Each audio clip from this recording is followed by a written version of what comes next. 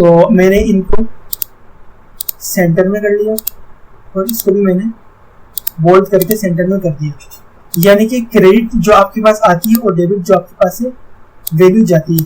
तो पोस्ट करने से पहले जीएल का नंबर आप यहाँ पे लाजमी लिखेंगे, और अगर आप कैश की सूरत में दे रहे थे आप यहाँ पे कैश लिखेंगे, बैंक की सूरत में दे रहे थे बैंक लिखेंगे। इस तरह से डेबिट की साइड पे आप देखेंगे डेट है, पर्टिकुलर है, प्रेफरेंस नंबर है, कैश है और बैंक है। आने वाली चीजें आप यहाँ लिखेंगे कि आपके पास क्या क्या चीजें आ रही है।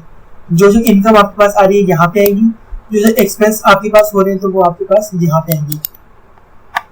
तो फ्रेंड्स ये फॉर्मेट कहलाता है मेरे पास double side cash book. Hello friends, welcome back to my channel accounts information, और मेरा नाम है अजीम अहमद। तो फ्रेंड्स इस वीडियो के अंदर मैं आपको बताऊंगा कि आप किस तरह से, जैसे पिछली वीडियो में मैंने आपको बताया था कि आप सबसे पहले कैश बुक को यूज़ करें, फिर लेजर, फिर ट्रायल बैलेंस, यानी कि सारी चीज़ें मैंने आपको सीक्वेंस से बताई थी। तो इस वीडियो के अंदर मैं आपको बताऊंगा कि डिटेल से कैश बुक आप किस तरह से यूज़ कर सकते हैं। तो फ्रेंड्स यूज़ करने के लिए आपके पास सबसे पहले उसका फॉर्मेट होना चाहिए।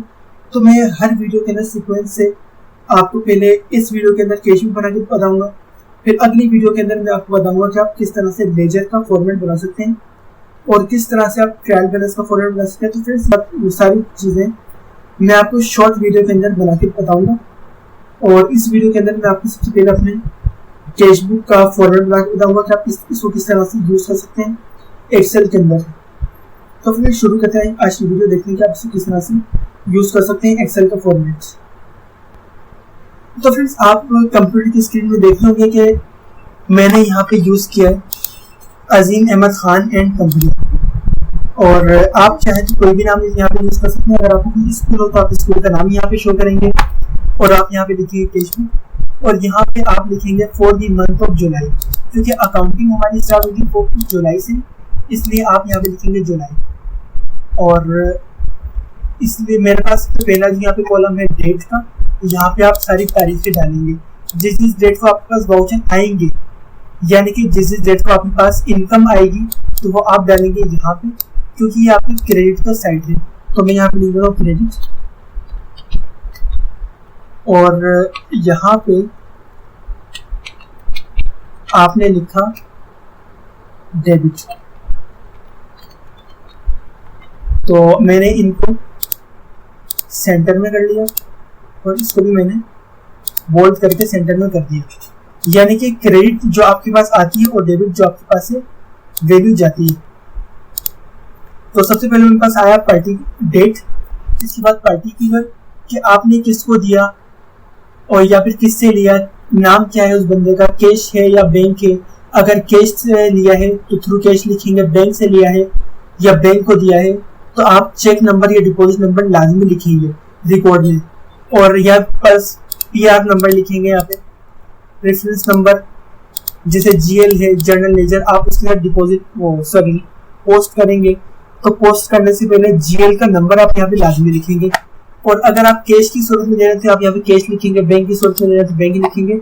इस तरह से डेबिट की साइड पे आप देखेंगे डेट है, पर्टिकुलर है, प्रेफरेंस नंबर है, कैश है और बैंक है। आने वाली चीजें आप यहाँ लिखेंगे कि आपके पास क्या क्या चीजें आ रही है।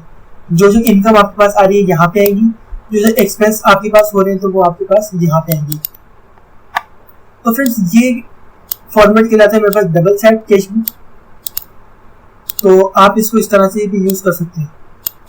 तो फ्रेंड्स सबसे पहले ये कि इसको बनाने का तरीका क्या है और इसको यूज करने का तरीका क्या है। जैसे मेरे पास कोई भी चीज आई, जैसे एंटरटेनमेंट,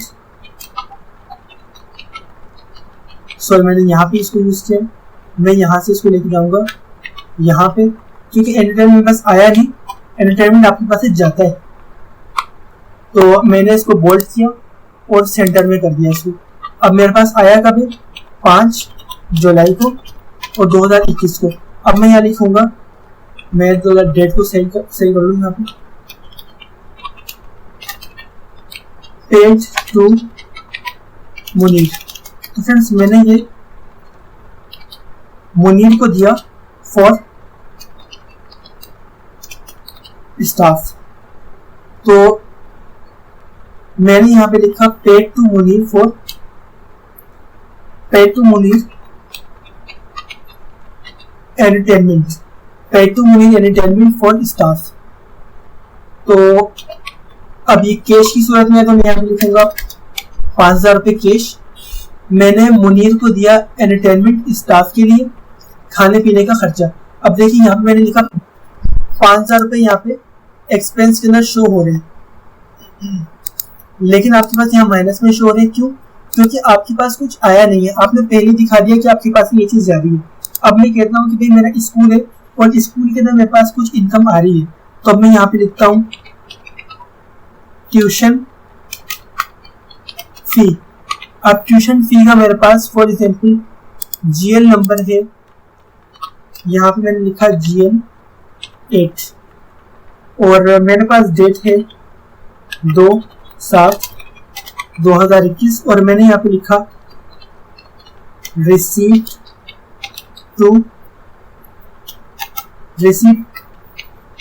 ट्यूशन फी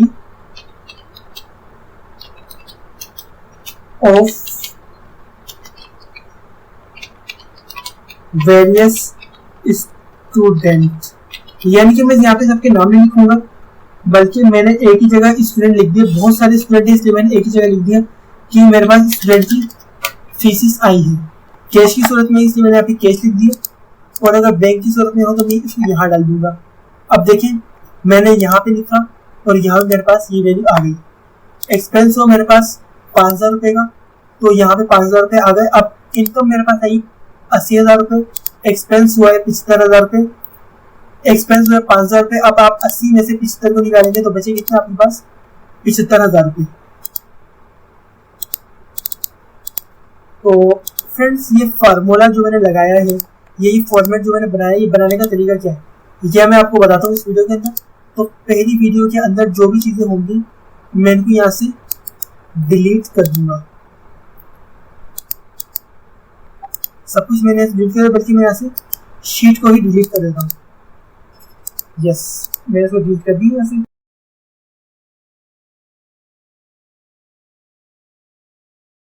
अब देखते हैं मेरे पास पहली जो सेल है मैंने इसको तकरीबन इतना मर्ज कर लिया। इसके अलावा दूसरा जो सेल है मैंने इसको भी यहाँ तक मर्ज कर लिया। इसके अलावा तीसरा सेल को भी मैंने यहाँ पे मर्ज कर लिया। मैंने तकरीबन 3 सेल की यहाँ पे मर्ज किया। अब मेरे पास पहला जो कॉलम है इसको मैंने मर्ज किया हुआ है कि पूरा एक ही सेल कहलाएगा। अब मेरे पास अगर स्कूल है तो मैं स्कूल का नाम लिखूंगा, मेरा कोई बिजनेस हो तो मैं यहाँ बिजनेस का नाम लिखूंगा। फॉर एग्जाम्पल मैं यहाँ पे लिखता हूँ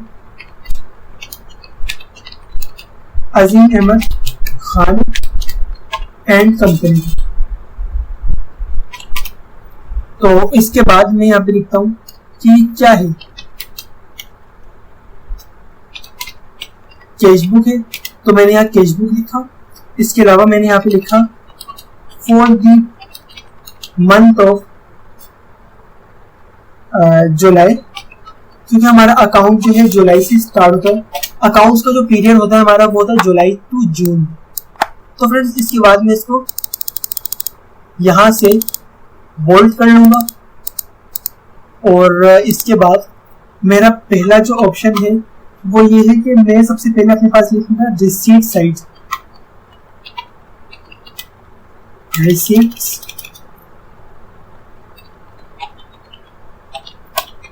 और दूसरा है मेरे पास पेमेंट।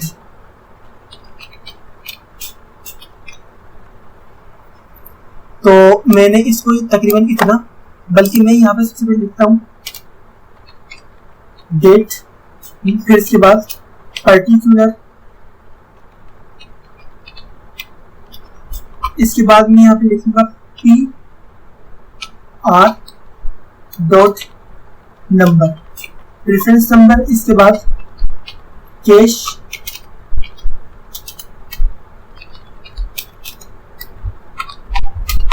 और यहाँ मैं लिखूंगा बैंक। अब इसके बाद इन्हीं चीजों को मैं यहाँ से यहाँ पे कॉपी कर लूंगा क्योंकि मेरे पास यही चीजें यहाँ भी यूज होंगी। इसके बाद मैं क्या करूंगा कि पर्टिकुलर मेरा बहुत ज्यादा होता है इसलिए मैंने इसको यहाँ से साइज में थोड़ा बढ़ा लिया। यहाँ भी मेरा पर्टिकुलर में थोड़ा सा बढ़ा लिया इसको।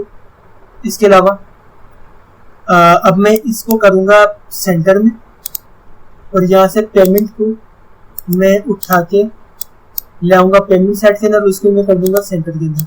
अब इन दोनों को मैंने कर दिया यहाँ से बोल्ड, और इन सारे चीज़ों को मैंने यहाँ से कर दिया बोल्ड, और थोड़ा थोड़ा मैं इन सबका साइज कम कर दूंगा।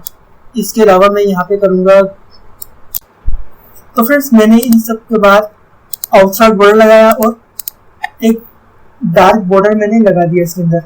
अब इसके बाद मैं एंट्री लिखने के लिए एक लंबा अपने पास उस सेल को सिलेक्ट करूंगा इस तरीके से, और आपने देखा कि मैं यहाँ पर भी बिल्कुल यही काम करूंगा इधर।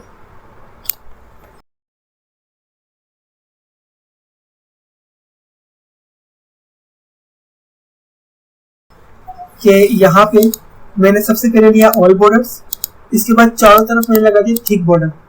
अब बीच की लाइन इसको मैं यहाँ से बिल्कुल गायब कर दूंगा बॉर्डर सारा, और इसके बाद इन सारी लाइंस को मैं दोबारा से पकड़ के राइट क्लिक करूंगा और जाऊंगा फॉर्मेट सेल के अंदर। अब इसके बाद फॉर्मेट सेल मेरे पास आएगा, यहाँ पे आया मेरे पास बॉर्डर।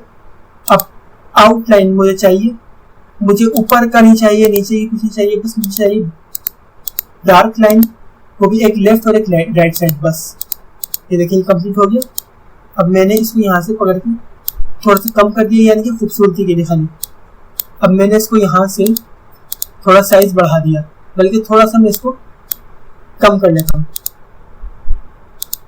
28।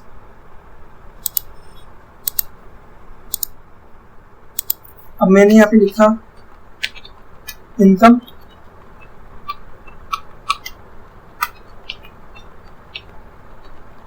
एक्सपेंडिचर। अब इसको मैंने बोल्ड करके सेंटर में कर दिया, इसको मैंने बोल्ड करके सेंटर में कर दिया। अब देखो फ्रेंड्स, ये मेरे पास कैश बुक तैयार हो गई है। देखिए कैश बुक मेरा तैयार है।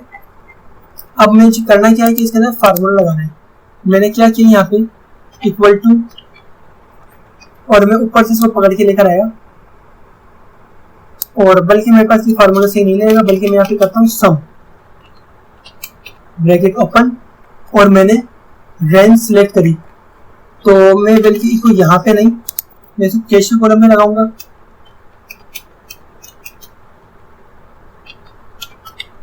इक्वल टू सम, और इन सबको मैं अपने पास से पकड़ के लेकर आया। मैंने पूरी रेंज सिलेक्ट करी यहाँ तक, फिर मैंने ब्रैकेट को क्लोज किया और मैंने किया यहाँ पे एंटर। अब मैंने क्या किया कि इधर फार्मूला ड्रैग कर लिया। अब इस फार्मूला को यहाँ पे करूँगा कंट्रोल सी, और यहाँ पे मैंने किया कंट्रोल बी, इस तरह से यहाँ पे मैंने किया कंट्रोल बी। अब देखिए ये फार्मूला बिल्कुल करेक्ट है मेरा। अब यहाँ मैं लिखूंगा ग्रैंड टोटल, ग्रैंड टोटल इस तरह से मैं यहाँ भी लिखूंगा ग्रैंड टोटल, टोटल एक्सपेंसेस, और यहाँ मैंने लिखा कैरी डाउन, या फिर टोटल एक्सपेंसेस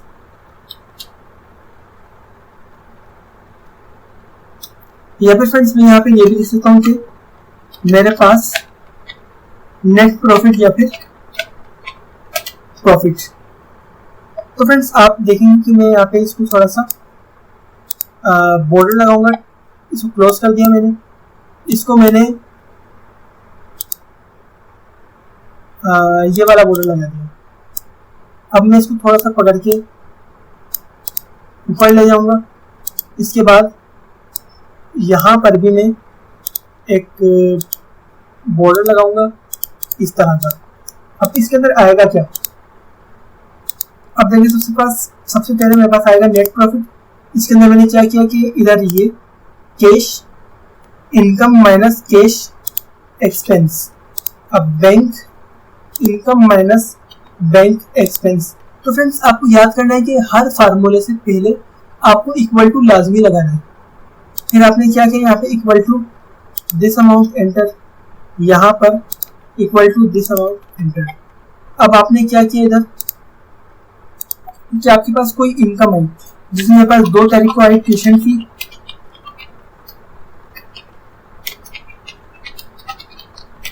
मेरे पास आई, इसको मैंने बोल्ड किया और मैंने यहाँ पे लिखा, तो फिर मैंने यहाँ पे लिखा ट्यूशन फीस बाय स्टूडेंट। तो जीएल में लिखूंगा यहाँ पे जीएल तकरीबन 8, जो होगा मेरा 50,000 रुपए की मेरे पास इनकम आई है। और एक्सपेंस मेरा हुआ है एंटरटेनमेंट,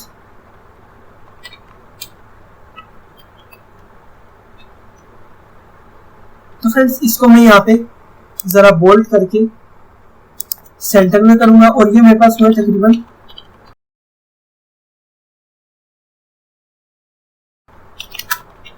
5 तारीख को। और मैं यहाँ पे लिखूंगा paid to Javed for entertainment for staff. अब एंटरटेनमेंट मेरे पास फॉर एग्जाम्पल 37 है और कितने का है, 5,000 रुपए का। इसके अलावा कुछ यूटिलिटीज आती है मेरे पास, बल्कि यूटिलिटीज का एक्सपेंस है मेरे पास, और मैं इसको यहाँ पे लिखूंगा तकरीबन 7 तारीख, बल्कि मैं यहाँ पे करूंगा 4 तारीख 7वां महीना 2021। और मैं यहाँ पे लिखूंगा paid to gas bill for the month of June, यानी कि जून का बैलेंस मैं जुलाई में दे रहा हूँ। और इसका मेरे पास फॉर एग्जाम्पल हेड है 27, और ये मेरे पास एक्सपेंस हो रहा है तकरीबन पूरे महीने का 25,000 रुपये। अब मेरे पास कुछ इनकम आती है तकरीबन 6 तारीख को, इनकम आती है किस मद में, एडमिशन फी। एडमिशन फी को मैं जरा बोल्ड करके सेंटर में कर लेता हूँ और मैं इसको लिखूंगा यहाँ पे रिसीट एडमिशन फी बाय